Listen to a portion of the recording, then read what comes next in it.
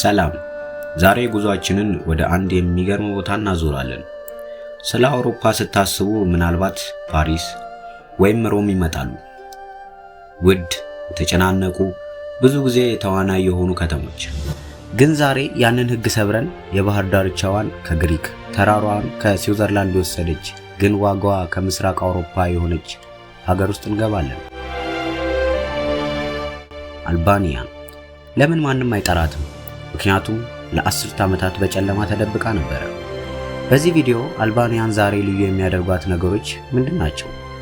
የተደበቀው 170,000 ቡንከር ታሪክ ወይስ የሰዎች ከልብ የመነጨ እንግዳ ተቀባይነት? አንድ ነገር ልንገራችሁ፣ አልባንያን አሁን መጎብኘት ያለባችሁ ቦታ ነች። ሁሉም ሰው ከመድረሱ በፊት እስከ መጨረሻው ቆዩ። ትልቁ ሚስጥር ይጠብቃችኋል። አልባንያ በሜዲትራኒያን መሃል ላይ ሆና እንዴት አትታወቅም? ምክንያቱም ለረጅም ጊዜ ራሷን ሕግ የምትከተል ሀገር ነበረች። በኮሚኒስት አምባገነንነት ጊዜ በሯን ዘጋች። ቃል በቃል ከዓለም ጋር ያለውን ግንኙነት አቋረጠች። አውሮፓ ሁሉ ኢንስታግራም ሬዲ ሲሆን አልባንያ ለራሷ እውነት ሆና ቀረች። ግን ዛሬ ያ መገለል ትልቅ ስጦታ ሆኗል። አልባንያ ገና በጅምላ ቱሪዝም ያልተበላሸች እውነተኛ ሕይወት የሚፈስባት ጥሬ ሀገር ነች። ለኛ ለተጓዦች ደግሞ ይሄ ትልቅ ዕድል ነው። የድሮውን አውሮፓ ያልተነካውን ውበት የምናይበት ታሪክ በጣም ይገርማል። በመላው አልባንያ የተበታተኑ 170,000 ቡንከሮች የፍርሃት ምልክቶች ነበሩ። እነዚህ ኮንክሪት መጠለያዎች የተገነቡት አንድ መሪ ማንም ሊወረን ነው በሚል ፍርሃት ሀገሪቱን ሲመራ ነበር። አስቡት። የትም ብትሄዱ እነዚህ ሚስጥራዊ መዋቅሮች ታያላችሁ። ግን አልባንያውያን በጣም ብልህ ናቸው። እነዚህ የፍርሃት ምልክቶች ዛሬ ወደ ጥበብ ማዕከላት፣ ወደ ካፌዎች፣ አልፎ ተርፎም ወደ አነስተኛ ሆቴሎች ተለውጠዋል። ይህ ደግሞ አልባንያን መንፈስ ያሳያል። ከጨለማው ታሪክ ወጥቶ ወደፊት የሚሄድ ጥንካሬ። ወደ ዋና ከተማ ስትገቡ ኃይለኛ የኃይል ፍንዳታ ይሰማቸዋል። ቲራና የተዝረከረከች ባለቀለምና በጣም ሕያው ነች። ከኮሚኒስት ሕንፃዎች ላይ የተቀቡት ደማቅ ቀለሞች፣ ጎዳና ላይ ያለው ጥበብ፣ ከተማዋ ያለማቋረጥ የምታወራ ትመስላለች። በንካርት ሙዚየም ገብታችሁ ያንን ጨለማ ታሪክ ተመልከቱ። ከዚያም ማውንት ዳጅት ኬብል ካር ተሳፍራችሁ ከላይ ያለውን ትርምስ በሰላም ተመልከቱ። ቲራና መደበኛ አይደለችም፣ እውነተኛ ትርምስ ውስጥ ያለች ውበት ነች። ቲራናን ከጎበኛችሁ በኋላ በራት ውስጥ ሰላም ታገኛላችሁ። እነዚያ ነጭ የኦቶማን ዘመን ቤቶች በተራራው ዳር እንደ የጠራ ምስል ተቀምጠዋል። የዩኔስኮ ቅርስ ናት። ጎዳኖቿን ስትዘዋወሩ የቆዩ መስኮቶቿ ሁሉ ታሪክ ሲያወሩ ይሰማቸዋል። ወደ ደቡብ ደግሞ አይናችንን የማናምንበትን ቦታ እናገኛለን። ክሳሜል። ውሃው ከወትሮ ሰማያዊ ነው፣ ክሪስታል ጥርት ያለ። አሸዋው ነጭ ነው።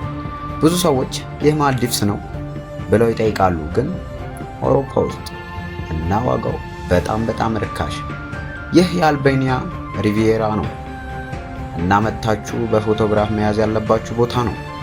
የአልባንያን ተፈጥሮ የተፈጥሮን ሕግ የጣሰ ይመስላል። የአልባንያን አልፕስ ተራሮች ለእግር ጉዞ ፍጹም ዱር። ልክ በቴዝና ቫልቦና ሸለቆዎች ውስጥ ጊዜ ቆሟል። እዚያ ያሉት ሰዎች አሁንም በልዩ ባህላቸው ይኖራሉ። የባህር ዳርቻውን ከጨረሱ በኋላ ሰማያዊው አይን የተባለውን አስደናቂ የተፈጥሮ ውሃ ምንጭ ተመልከቱ። በአንድ ቀን በባህር ዳርቻ ሞቅ ባለ ፀሐይ መዝናናት እና በብርድ ተራሮች ላይ መራመድ የምትችሉበት ሀገር ጥቂት ነው። ይህንን ልዩነት ማግኘት አልባንያን በካርታው ላይ እንድትቀመጥ ያደርጋታል። የጉዟችን መጨረሻውና ዋናው ውበት ግን የአልባንያን ሰዎች ናቸው። እዚህ ያለው እንግዳ ተቀባይነት ከልብ ነው። ቤሳ የሚባል የክብር ጽንሰ ሐሳብ አላቸው። ቃልን የመጠበቅ ታማኝነትን የመግለጽ የቆየ ባህል ነው። ለነሱ እንግዳ እንደ ቤተሰብ ነው። ራኪያ፣ የሀገር ውስጥ መጠጥ ወይም ቡና ተጋብዛችሁ ብትጠየቁ ምርጫ የላችሁ። ፈገግታው፣ ሙቀቱ፣ ፍቅሩ፣ ይህ ሁሉ አልባንያ ከሌሎች አውሮፓውያን የሚለያት ነፍስ ነው። አሁን ደግሞ ስለ ሆዳችን። የአልባንያን ምግብ ጣፋጭ እና ቀላል ነው። ሜዲትራኒያንን ከኦቶማን ተጽዕኖ ጋር ያጣምራል። ታቬኮሲ በእርጎ የተጋገረ የበግ ስጋ። ባይረክ በየትኛውም ጥግ የምታገኙት በጣም ጥሩ መክሰስ እና በባህር ዳርቻው ያለው ትኩስ የባህር ምግብ ደግሞ በሚያስደንቅ ሁኔታ ርካሽ ነው። በአልባኒያ ውስጥ መጥፎ ምግብ ማግኘት ከባድ ነው። አልባኒያን በሜዲትራኒያን አካባቢ ካሉ ሀገሮች ሁሉ እጅግ በጣም ርካሽ ነች። ሆቴሎች እና ኤርቤንቢስ በጣም በተመጣጣኝ ምግብ የቡና ዋጋ ነው። በአንድ ሳምንት ጉዞ የምታወጡት ገንዘብ በፓሪስ ወይም በሮም ውስጥ ለአንድ ቀን ከምትከፍሉት ያነሰ ሊሆን ይችላል። መኪና ተከራዩ። ይቺ ሀገር በእያንዳንዱ ጥግ ሚስጥር ስለደበቀች የመንገድ ጉዞ ከሁሉ የተሻለ ነው። አልባኒያን ልትጎበኝ የሚገባ ቦታ ናት ያለምንም ጥርጥር። እሷ በእርግጥ ፍጹም አይደለችም፣ ግን እውነተኛ፣ ቅን፣ ውብና በነፍስ የተሞላች ነች። እኔ የምላችሁ ይሄን ነው። እውነተኛውን አውሮፓ ከማንም በፊት ያልታወቀውን ሰላምና ውበት ማግኘት ከፈለጋችሁ አልባኒያን ጎብኙ። ከሁሉም ሰው በፊት መጓዝ ደግሞ ሁልጊዜም ትልቁ ሽልማት ነው።